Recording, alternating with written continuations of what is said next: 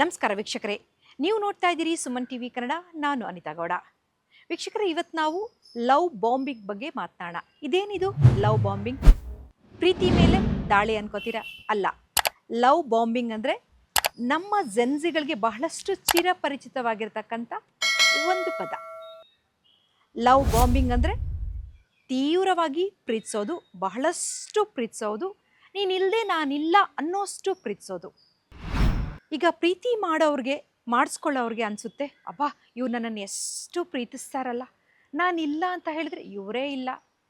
ಬೆಳಗ್ಗೆ ಆದರೆ good morning, good afternoon, good night, ತಿಂಡಿ ಆಯಿತಾ, ಕಾಫಿ ಆಯಿತಾ, ನಿನ್ಗೇನು ಬೇಕು, ನಿನ್ಗೇನು ಇಷ್ಟ, ಇದೆಲ್ಲವನ್ನು ಸಹ ಕೇಳ್ತಾ ಕೇಳ್ತಾ ನಾವು ಎಷ್ಟು ಪ್ರೀತಿಯ ಮೋಹಕ್ಕೆ ಜಾಲಕ್ಕೆ ಬಿದ್ದುಬಿಡ್ತೀವಿ ಅಂತ ಹೇಳಿದ್ರೆ, ಇವರಿಲ್ಲ ಅಂತ ಹೇಳಿದ್ರೆ ನನಗೆ ಈ ಪ್ರಪಂಚನೇ ಇಲ್ಲ ಅನ್ನೋಷ್ಟು ಪ್ರೀತಿ ಆಗಿಬಿಡುತ್ತೆ ಅವ್ರ ಮೇಲೆ. ನಂತರ ಶುರುವಾಗುತ್ತೆ ಅವರ ಒಂದು ಕಿತಾಪತಿ. ನಿಜವಾಗ್ಲೂ ಸಹ ಅಬ್ಬಾ ಇವ್ರು ನನ್ನನ್ನು ಇಷ್ಟು ಪ್ರೀತಿಸ್ತಾರಾ ಅಂದ್ಕೊಳ್ಳೋದ್ರೊಳಗಾಗಿ ನಮ್ಮನ್ನವರು ನೆಗ್ಲೆಕ್ಟ್ ಮಾಡ್ತಾ ಬರ್ತಾರೆ. ಯಾಕೆ ಈ ರೀತಿ ಮಾಡ್ತಾ ಇದ್ದೀರಿ ಅಂತ ಕೇಳಿದ್ರೆ, ಓ ಸಾರಿ, ನಾನು ಸ್ವಲ್ಪ ಬ್ಯುಸಿ ಇದ್ದೆ, ನನಗೆ ಬೇರೆ ಇನ್ಯಾವುದೋ ವರ್ಕ್ ಇತ್ತು ಅಂತ ಕಾರಣಗಳನ್ನು ಕೊಡ್ತಾರೆ. ಅಯ್ಯೋ ಇದೇನಪ್ಪ, ಇವರು ಪ್ರಾರಂಭದಲ್ಲಿ ಇಷ್ಟು ಪ್ರೀತಿಸ್ತಾ ಇದ್ರು, ಈಗ ಇವರಲ್ಲಿ ಪ್ರೀತಿನೇ ಇಲ್ಲ, ಸರಿ ಬಿಡಿ, ಹೋಗ್ಲಿ ಬಿಡು, ಬೇಡ ಅಂತ ಹೇಳಿ ನೀನು ಬ್ರೇಕಪ್ ಮಾಡ್ಕೊಳ್ಬೇಕು ಅನ್ನೋಷ್ಟ್ರೊಳಗೆ ಮತ್ತೆ ಸ್ಟಾರ್ಟ್ ಮಾಡ್ತಾರೆ ಇವರೊಂದು ಚಾಳಿಯನ್ನು.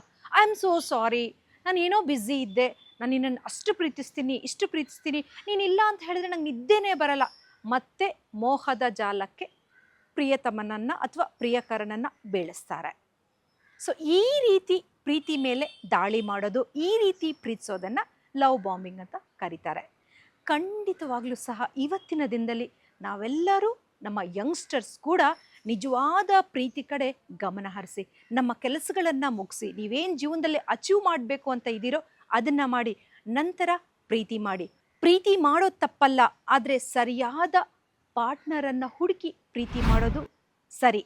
ಇದೇ ನಮ್ಮ ಸುಮನ್ ಟಿವಿಯ ಕಳಕಳಿ. ಇನ್ನು ನೀವು ನಮ್ಮ ಚಾನಲನ್ನು ಸಬ್ಸ್ಕ್ರೈಬ್ ಮಾಡಿಲ್ಲ ಅಂತ ಹೇಳಿದ್ರೆ ದಯವಿಟ್ಟು ಸಬ್ಸ್ಕ್ರೈಬ್ ಮಾಡಿ, ಶೇರ್ ಮಾಡಿ, ಲೈಕ್ ಮಾಡೋದನ್ನು ಮರಿಬೇಡಿ. ನಮಸ್ಕಾರ.